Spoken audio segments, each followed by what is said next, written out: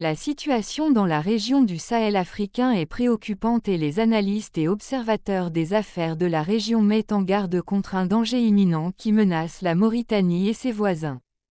Des rapports européens révèlent que le Front Polisario s'est transformé en un mouvement terroriste bien équipé, doté d'une formation militaire et d'armes de pointe. Les observateurs locaux mettent également en garde contre le danger des immigrés illégaux et l'annonce de l'État islamique en Afrique, qui a désigné la région du Sahel comme une zone de djihad et d'immigration.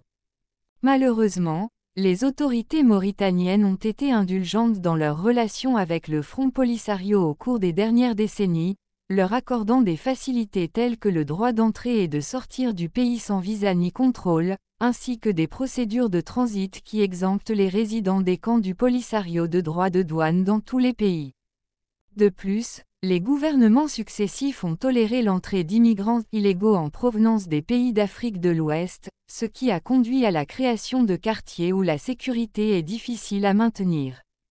Malgré les indices qui apparaissent de temps à autre et les rapports internationaux qui sont publiés, les autorités mauritaniennes semblent ignorer le danger ou ne pas être convaincues de son existence. Le reportage de la radio allemande BR24 est un exemple récent de la menace croissante que représente l'État islamique et Al-Qaïda dans les camps de Tindouf près du nord de la Mauritanie. Ces groupes terroristes recrutent même leurs membres dans ces camps de réfugiés et exploitent les conflits à des fins de propagande sur Internet. Les auteurs du rapport ont examiné le cas d'un militant sahraoui nommé Ismaïl, qui appartient au Polisario et a été condamné en mai dernier pour extrémisme.